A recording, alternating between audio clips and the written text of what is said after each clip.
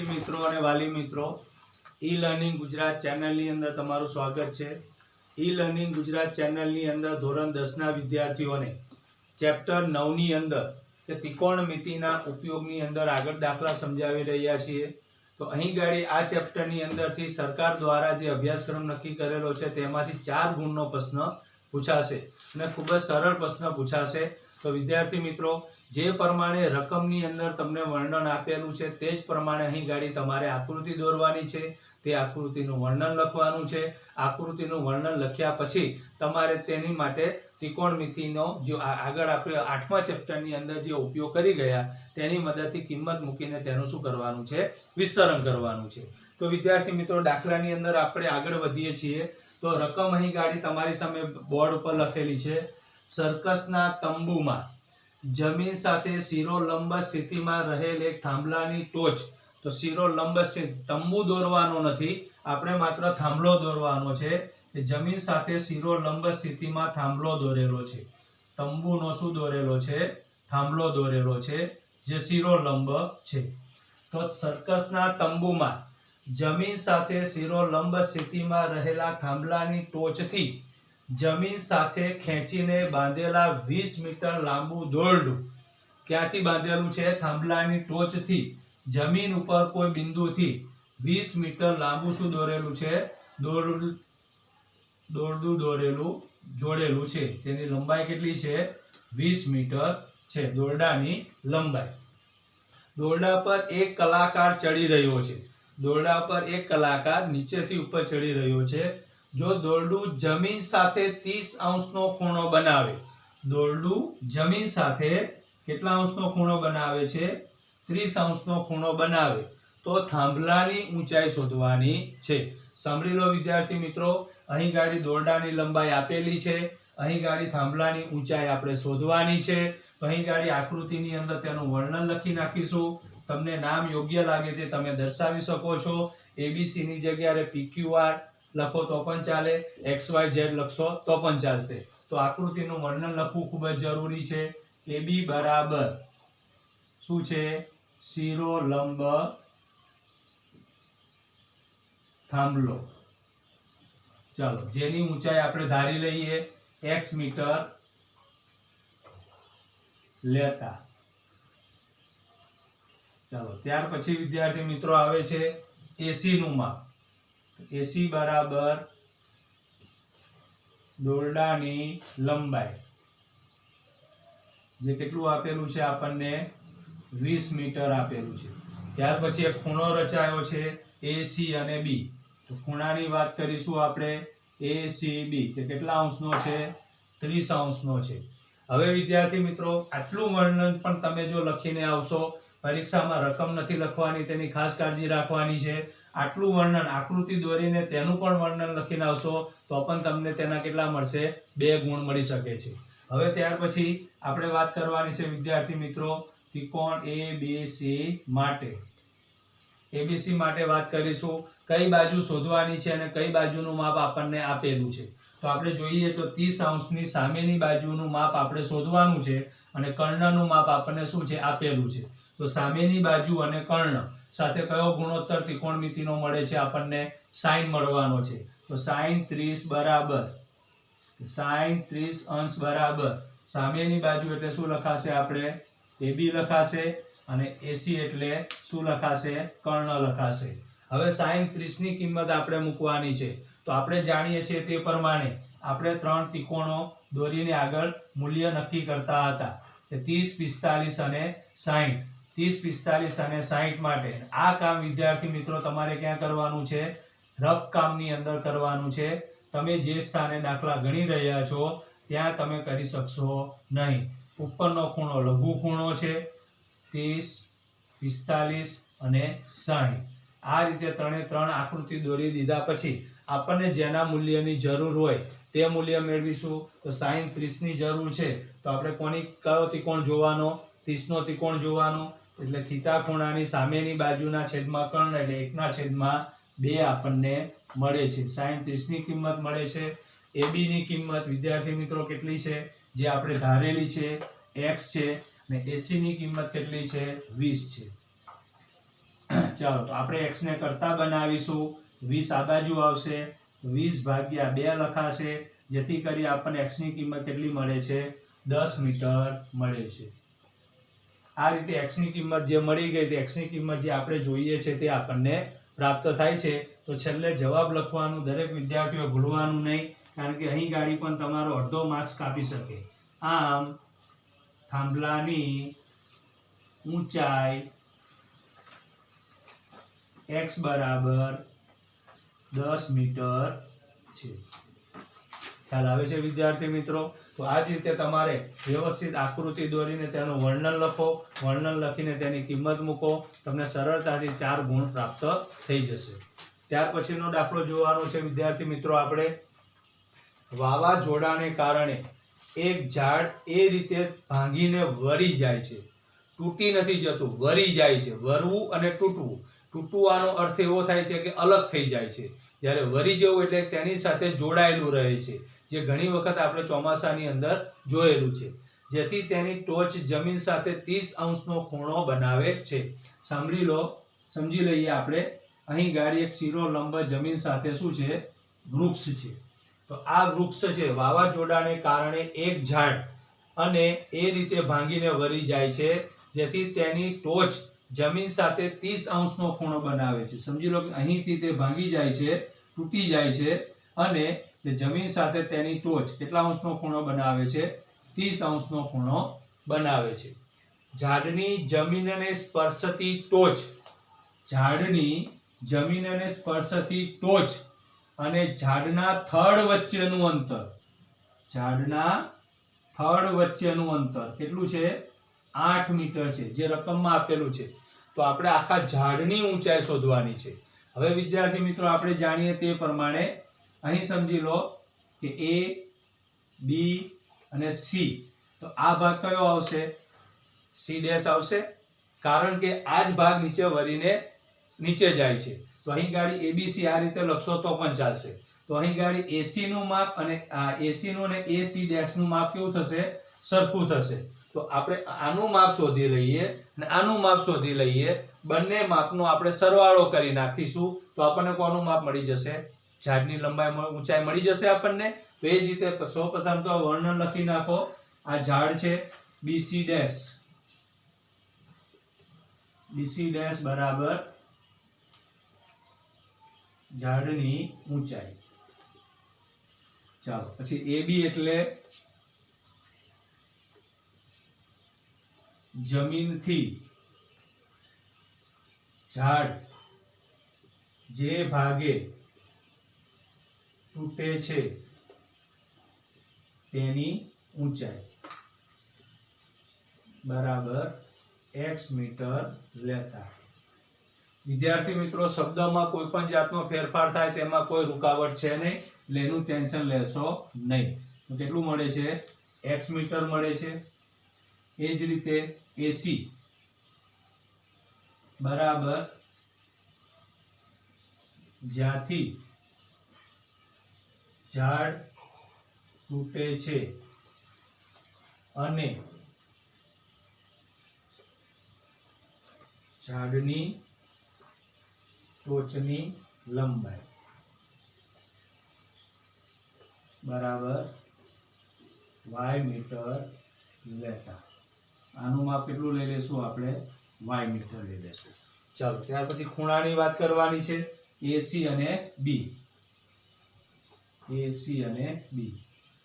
બરાબર 30 અંશ છે ચાલો હવે આપણે ગણતરી કરવાની છે વિદ્યાર્થી મિત્રો અહીં બે ગણતરી આવશે આપણી સામે સૌપ્રથમ આપણે સામેની બાજુ શોધીશું તો સામેની બાજુ અને પાછળની બાજુ સાથે શું લખાશે વિદ્યાર્થી મિત્રો આપણે tan 30 તો tan 30 બરાબર AB ના છેદમાં શું લખાશે BC તો tan 30 ની કિંમત આપણે શોધી લઈએ વિદ્યાર્થી મિત્રો tan 30 એટલે 1 ના છેદમાં વર્ગમૂળ 3 AB ની કિંમત કેટલી છે x છે BC ની કિંમત કેટલી છે 8 છે 8 ને આ બાજુ લઈ જશું તો x બરાબર કેટલા લખાશે 8 ભાગ્યા વર્ગમૂળ 3 જે આપણને x ની કિંમત મળે છે ત્યાર પછી વિદ્યાર્થી મિત્રો આપણે બીજી કિંમત શોધવાની છે જેને માટે આપણે y શોધવા માટે જે અહીં 8 માપ આપેલું છે તો અહીં પાસેની બાજુનું આપેલું છે, શોધવાનું છે કોનું? આપણે કર્ણનું. તો પાસેની બાજુ અને કર્ણ સાથે કયો ગુણોત્તર મળશે આપણને? કોસનો ગુણોત્તર મળશે.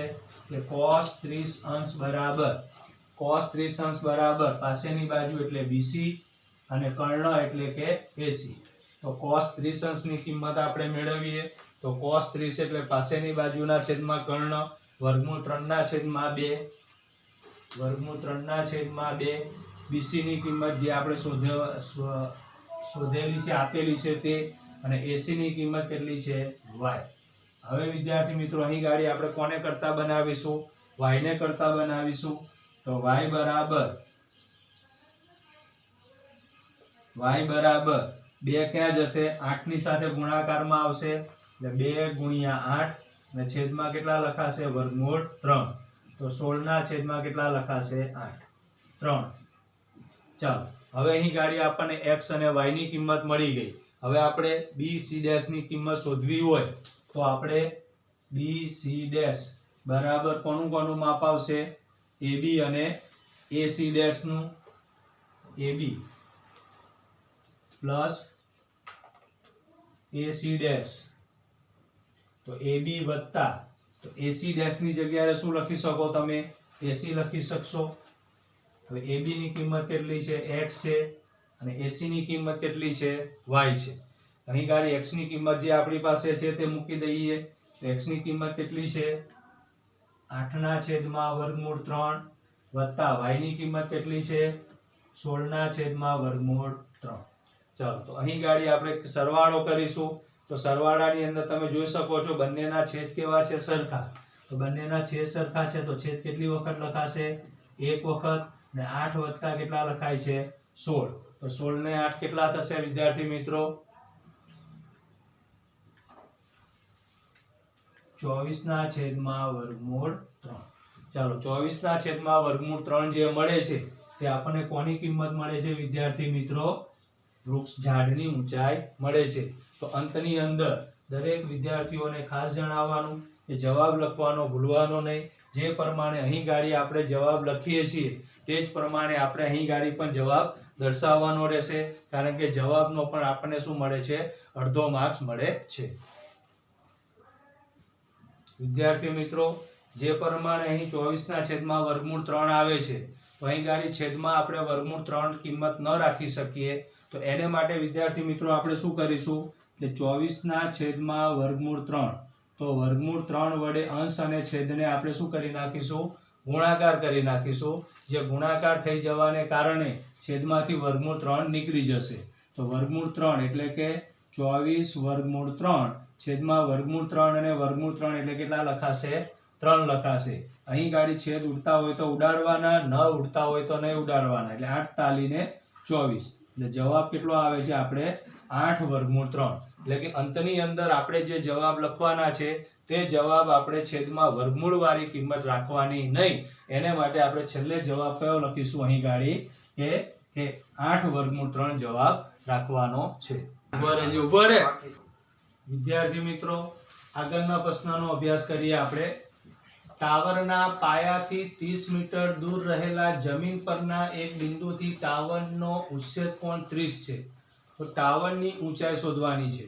હવે આપણે અહીં ગાડી સૌપ્રથમ તો ટાવર દોરી દઈશું. તો ટાવર વિદ્યાર્થી મિત્રો અહીં જમીન ઉપર આવેલું છે. ટાવરના પાયાથી 30 મીટર દૂર. તો ટાવરના પાયાથી 30 મીટર દૂર 30 મીટર દૂર રહેલા જમીન પરના એક બિંદુથી ટાવરની ટોચનો ઉચ્છેદ કોણ. તો આ બિંદુથી ટાવરની ટોચનો ઉચ્છેદ કોણ કેટલો છે? 30 અંશ છે. તો ટાવરની ઊંચાઈ શોધવાની છે. તો ખૂબ જ સરળ રીતે દેખાય છે વિદ્યાર્થી મિત્રો. આપણને અહીં ટાવર દેખાય છે. જમીનથી બાબત જે ઉચ્છેદ કોણ આપેલું છે જે બિંદુનો તેનું અંતર આપેલું છે 30 મીટર. તો સામેની બાજુ આપણે શોધવાની છે, પાસેની બાજુ આપેલી છે. તો નામકરણ કરી દઈશું સૌપ્રથમ તો નામકરણ કરીને તેનું વર્ણન લખી નાખીએ. AB બરાબર ટાવરની ઊંચાઈ જે આપણે શોધવાની છે તો x મીટર લેતા. ચાલો તે જ રીતે BC બરાબર ટાવરની ટોચનો જે બિંદુથી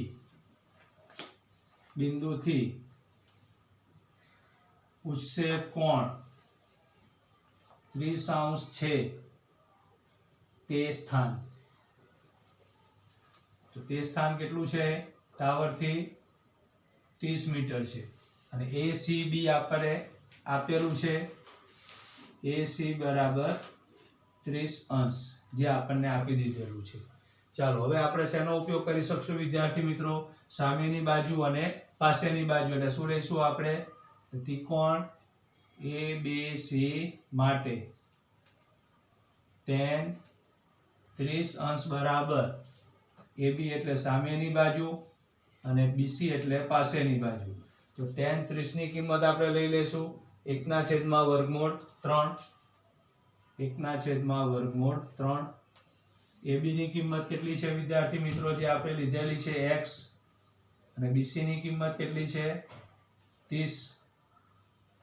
x ને કરતા બનાવીશું, 30 ને અંશમાં લઈ જશું અને √3 છેદમાં આવે.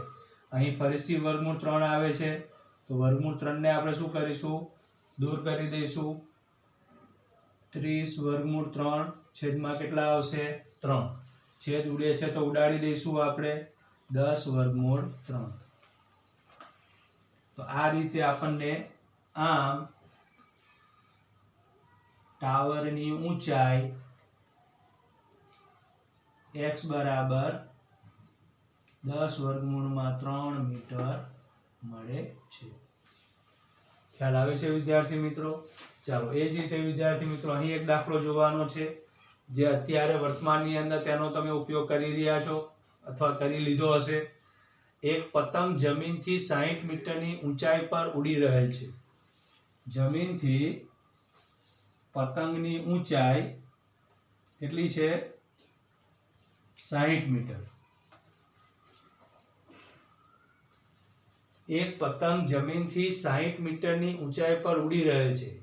આ પતંગની દોરીનો એક છેડો ક્ષણભર માટે, થોડાક સમય માટે જમીન પરના એક બિંદુ સાથે બાંધેલ છે. સ્થિર પતંગ છે, જેને જમીન પરના એક બિંદુ સાથે બાંધી દીધેલું છે. આ સ્થિતિમાં દોરીનો જમીન સાથેનો ઢાળ 60 નો છે. ઢાળ કેટલો છે? 60 નો છે. ઢાળ એટલે કે વિદ્યાર્થી મિત્રો ખૂણો 60° નો છે. જો દોરીમાં કોઈ ઢીલ નથી, એટલે કે દોરી કેવી છે? કડક રીતે પતંગ સાથે જોડાયેલી છે, તેમ માની લેવામાં આવે તો દોરીની લંબાઈ શોધવાની છે. દોરીની લંબાઈ આપણે શોધીશું. અહીં દોરીની લંબાઈ કેટલી લઈ લઈશું આપણે? x મીટર લઈ લઈશું. ચાલો આકૃતિનું વર્ણન લખીશું વિદ્યાર્થી મિત્રો. AB બરાબર જમીનથી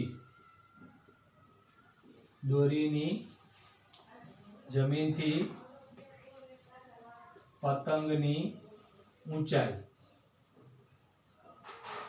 કેટલી છે વિદ્યાર્થી મિત્રો? 60 મીટર છે. ચાલો એ જ રીતે AC બરાબર દોરીની લંબાઈ કેટલી છે? x મીટર લેતા, જે આપેલું નથી આપણને. AC અને B કેટલા અંશ છે? 60°. તો ચાલો કઈ બાજુ શોધવાની છે અને કઈ બાજુ આપણને આપેલી છે? તો સામેની બાજુ આપેલી છે અને કર્ણ આપણે શોધવાનો છે. તો શું લખાશે? sin 60° બરાબર AB ના છેદમાં શું લખાશે? AC. તો sin 60 ની કિંમત જોશું તો આપણે ત્રિકોણની અંદર √3 ના છેદમાં કેટલા લખાય છે? 2. √3 ના છેદમાં 2. AB ની કિંમત આપણી પાસે કેટલી છે? 60 છે. અને AC ની કિંમત જે આપણે શોધવાની છે તે x છે. ચાલો જે શોધવાનું છે તેને કરતા બનાવીશું. x ને આપણે કરતા બનાવીશું. x 60 ગુણ્યા 2 અને √3. અહીં ગાડી વિદ્યાર્થી મિત્રો x ક્યાં હતો? ઉપર હતો, એટલે એના છેદમાં જે સંખ્યા હતી તેને આ બાજુ લાવતા હતા. જ્યારે અહીં ગાડી અહીં ગાડી 2 જે ખરા તેને આ બાજુ લઈ જશું અને x ને કરતા બનાવવા માટે વર્ગમૂળ 3 છેદમાં જશે. તો અહીં ગાડી ગુણાકાર કરી નાખીએ વર્ગમૂળ 3 ના છેદમાં વર્ગમૂળ 3. તો અહીં ગાડી એમને એમ જ લખીશું આપણે 60 ગુણ્યા 2 ગુણ્યા વર્ગમૂળ 3 અને છેદમાં કેટલા લખાય છે વર્ગમૂળ 3 ગુણ્યા વર્ગમૂળ 3 એટલે 3. છેદ ઉડે છે તો ત્યાં ઉડાડી દઈએ આપણે. કેટલા ઉડશે 2 દુ 4 20 40 60. તો 20 દુ ને 40 40 વર્ગમૂળ 3 મીટર. આ શું મળે છે વિદ્યાર્થી મિત્રો આપણને દોરીની શું મળે છે લંબાઈ મળે છે. તો દાખલો પૂરો થઈ ગયા પછી જે પ્રમાણે દરેક દાખલાના અંતમાં આપણે જવાબ લખીએ છીએ તો આ દાખલાની અંદર પણ તમારે જવાબ લખવો ખૂબ જ જરૂરી છે કારણ કે તેના પણ ગુણભાર આપણે વેચાયેલા છે. વિદ્યાર્થી મિત્રો આગળનો એક પ્રશ્નનો આપણે અભ્યાસ કરવાનો છે કે એક ગામની અંદર એક ઠેકેદાર છે. તો તે ઠેકેદારને ગામના બાળકોને રમવા માટે લપસણી બનાવવી છે. તો તે ઠેકેદારે એવું નક્કી કરેલું છે કે નાની ઉંમરના બાળકો એટલે કે 5 વર્ષથી ઓછી ઉંમરના બાળકો અને 5 વર્ષથી વધારે ઉંમરના બાળકો માટે અલગ અલગ લપસણી બનાવવી છે. દાખલો ખૂબ જ સરળ છે પણ એક જ દાખલાની અંદર 2 વિગત માંગેલી છે એટલે દાખલો આપણને થોડોક લાંબો લાગશે. તો બંને વિગતો માટે આપણે અલગ અલગ જોવાનું છે. તો એક ઠેકેદારને બાળકોને રમવા માટે બગીચામાં 2 લપસણી લગાવવાની છે. આ માટે તે 5 વર્ષથી ઓછી ઉંમરના બાળકો માટે જમીનથી ઉપરનો છેડો 1.5 મીટર રહે તે રીતે. તો અહીં ગાડી આપણે 2 વિગતો ગણીશું વિદ્યાર્થી મિત્રો કે 5 વર્ષથી ઓછી ઉંમરના બાળકો માટે અને બીજી વિગત મૂકીશું આપણે 5 વર્ષથી વધુ ઉંમરના બાળકો માટે.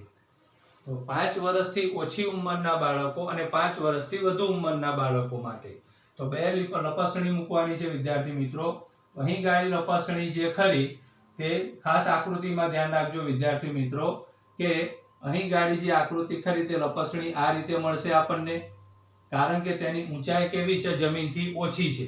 5 વર્ષથી ઓછી ઉંમરના બાળકો છે તેની જમીનથી ઊંચાઈ કેટલી છે 1.5 મીટર છે.